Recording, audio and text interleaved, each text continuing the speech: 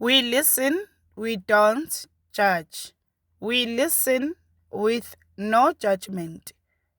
Indaba ka-Anonymous osibhalele namhlanje ifundeka kanje. Ngajola nesiboshwa engangisenzela yonke into saphuma ejele sakhohlwa yimi. Ngiyabingelela kuwe dadewethu nakumphakathi wala ekhaya. Ngase ngishime ufoyezi wonke ngingashelwa umuntu. Lento ayisiqala nokungihlukumeza ngoba ngangingazi ukuthi yini errong ngami noma abafana ngibanukela kabi. Ngangimbuka nje umuntu ngimthande avele angayingeni nje eyami. Ngangithandaza ngimbuze uNkulunkulu ukuthi ngabe ngesikhathi engidala wangifaka igazi lomuntu yini noma ngafakwa elirong lenja. Ngoba ngishima nje ngangikade ngikwenye i-relationship eyaphela nayo ngendlela engangingayiboni kahle. Bafethu kubuhlungu ukushima ufune i-attention ungayitholi indawo. Even kwi-inbox kwakungekho ngisho i-inbox nje owodwa owomfana. Ilapho ke engathatha khona isinqumo sokuthi ngiphendule ama-inbox ayebhalwe kudala engagcina ngingawaphendulanga. Yazi ngase ngingaqoma ngisho iphara malingathi ngiyakuthanda sisi. Ngiwaphendule-ke ama-inbox abantu angazi kwakuthi asasebenza nalama-account ngoba ayethi 1 year ago abhalwa. Ngize ngifike kwenye-ke eyakhombisa ukuthi i-online. Mangingena kuyo ubhuti owayekade ebhala ngingaphenduli, ngivele ngithi unjani. Ethi ubhuti ewu ngigezephi namhlanje ngiphendulwa nguwe. Ethi angiyikholwa-ke le unjani mamazi. Ngithi ubambo lwami-ke lolu ngilizwa nje luqala ukukhuluma. Lapho negama elimnandi ngaligcina nini umamazi. Ngivele ngithi angiphendule fast ngingaze ngiphuthwe indoda kuvele kushimekile. Ngithi ngiyaphila babazi wena unjani. Athi ngiright mama usuvele walenza usuku lwami lwaphelela nje ngokungiphendula. Ngithi wow, avele ethi umfana kunini kodwa ngakuthanda ungiziba yikho namanje ngingakholwa ukuthi namuhla ungiphendulile. Acele-ke ngimuphe inamba angifonele.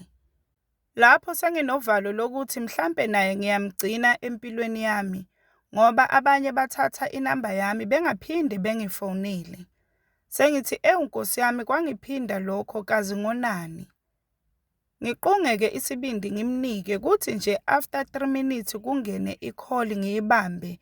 Hayibo nguye ubaby. Avele ahlale nje odabeni ashele and kimi akukho nokwenza njani kade ngagcina nokushelwa so ngizitshele nje ukuthi ngiyaqoma la ngoba mangichitha isikhathi umfana uzodikila. Ngithi nje sengiyokhetha sengimqomile. Sengijabule-ke ukuthi ekugcineni senginendoda emva komzabalazo ongaka senginendoda mina wonke pho. Phela yayisingikhathaza inkinga yami. Nangempela-ke sijole nobaby kuthi ngelinye ilanga angifonele ngabo 4 ekseni. Athi mama yazi kunento engifisa ukukutshela yona kodwa ngiyacela ungayithathi kabi. Ngithi okay lapho senginalento yokuthi kushuthi usezongala ngoba phela ngiwumuntu wamabhadi. Athi sithandwa sami ngisejele kodwa sekusele unyaka owodwa ngiphume. Okubuhlungu-ke anginamuntu nozayo ukuzongibheka la. Ngiyafisa sithandwa sami uhambe nami kule jeni ungangilahli. Noma ngangithukile phela ngangingalindele ukuthi isithandwa sami sisejele. Ngabuye ngabuka ukuthi vele usezophuma ngoba sekusele unyaka owodwa.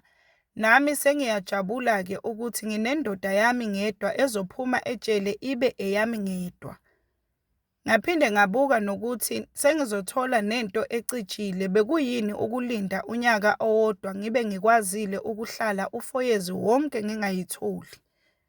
Acele-ke ubaby ukuthi ngize ngizomvakashela uphathwa isizungu ngoba kubo akekho ofikayo amuvakashele.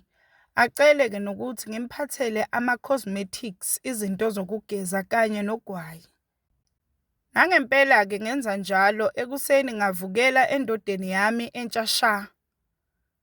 Ngivuke-ke ekuseni ngibambe itekisi ngifike etown ngithenge izinto ey'ncane nje engangizomphathela zona. Oh bakithi isithandwa sami. Nangempela ngifike kwimithaphi yethu yokuqala nginanovadlwana nje phela lo muntu ngimazi ku-Facebook ngizoqala ukumbona. And ngisaba nalento yokuthi mhlampe mase ngibona angeke angithande. Ngifike-ke e-reception bebuze ngizobona bani ngisho bethi wow, ubukuphi sonke lesikhathi ungavakasheli umuntu wakho. Ngivele ngithi yibhizi nje ngeke ngisho phela ukuthi ngisanda ukujola manje nalomuntu ngingaze ngihlekwe ojeli. Bemubize-ke ubhebi wami indoda yami bakithi ayiseyinhle. Ngavedane ngamthanda nje umfana ngiqala nokumbona. Efike-ke akukho nokuthatha ihagi ngoba asivumelekile ukusondelana ngokomthetho wasejele. Bakithi sengihambe izwe elingaka no hug no kiss. Lapho ngangigcine nini nje ukubekwa esifubeni. Futhi lesi nje uyasibona ukuthi siyajima sakhekile isithandwa sami. Afike-ke umntakwethu abingelele uyambona nje ukuthi injabulo ibhalwe ebusweni. Athi ngaze ngajabula ukuvakashelwa isithandwa sami angazi ngigezephi. Athi ngiyakuthanda mama yezwa. Sengiblasha-ke nami into engapheli simakade. Ngithi ngiyakuthanda baby. Mina-ke angilwazi lolu thando olungaka kimi lwaseluvelaphi. Ngaze ngayithanda le ndoda shweli. Kube mnandi-ke ukuhlala nobhebi kushaye isikhathi sokuhamba ngoba kuvakashwa i-hour nje kuphela. Ibe buhlungu-ke inhliziyo yami ngifise nokungena ngimdonsise nesigwebo. Ngoba ngambuza-ke ukuthi waboshwelani washo ukuthi washaya omunye umfana wakamakhelwane owayegqekeza endlini yakhe. So waboshwa-ke wagwetshwa u5 years. Ngabona-ke nami ukuthi cha icala lakhe akusilo leli eli-related nalento ye-GBV kuyajoleka naye. Siqhubeke-ke isikhathi ngihlale ngimvakashela nje ubhebi noma kukhona ashoda ngakho wayefona ngimhambisele. Futhi ngangingasoli nje lutho nokuthi akanginiki imali vele ngangazi ukuthi akanayo. Ngangithi noma ngikade ngiyombona ngimshiyele nemali ukuthi asale azibheka.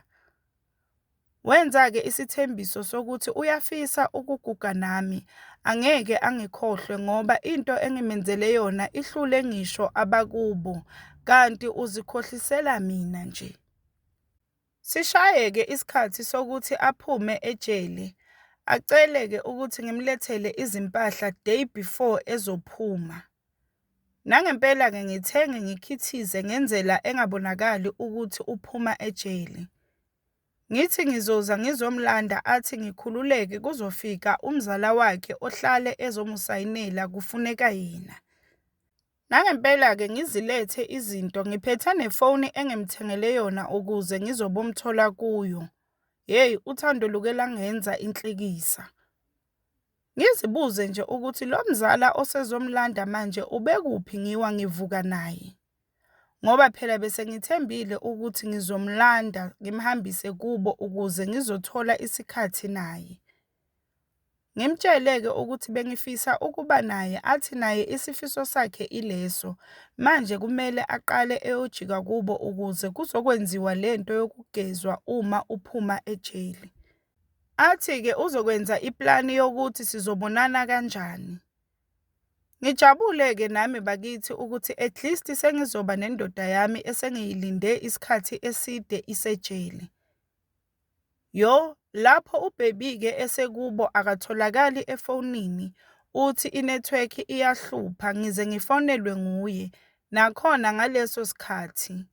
Kusafana njengoba ebesejele ngoba ubengatholakali ubulinda yena umthetho ungavumi. Afone-ke ngolunye usuku athi uzoya etown ufisa ngathi singahlangana.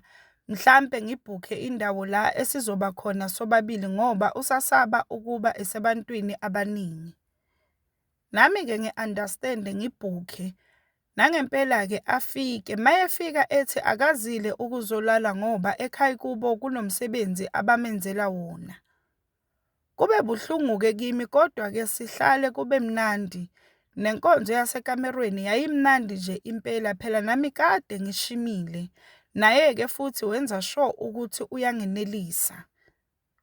Kuthi-ke ngabo-4 athi useyahamba, ngimnike-ke u-R2000 ukuthi azibheke.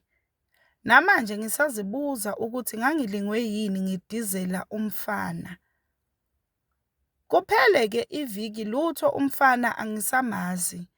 Hayibo ngibone nenyanga iphela kanti ngehlelwa yini. Kuthi nje ngolunye usuku ngikuFacebook ngizibukela nje amaphosti abantu. Qhamukiyane iposti intombazane ifake isithombe sayo nezingane ezimbili kanye nomuntu wami. Kanjani manje lapho bagqoke izimpahla ezifanayo? Ikapshini-ke ithi, umyeni wami wezinkomo uphumile ejele siyacelebrate. Hayibo kanjani manje le ndoda kanti ibishadile? Uyabona lapho ngingahlanyanga angeke ngiphinde ngihlanye. Khona sekuthiwa ngiyadlalwa sengingaze ngidlalwe isiboshwa pho. Yo angikaze ngikhale kanjena empilweni yami. Kwaleyo ntombazane ngathi ngiyayibuza ku-inbox ukuthi umyeni wayo yini lo. Yavele intombazane nje yangiphendula ukuthanda kwayo yaqede yangiblokha. Angiphindanga ngezwa lutho ngomuntu wami kuze kube yinamuhla.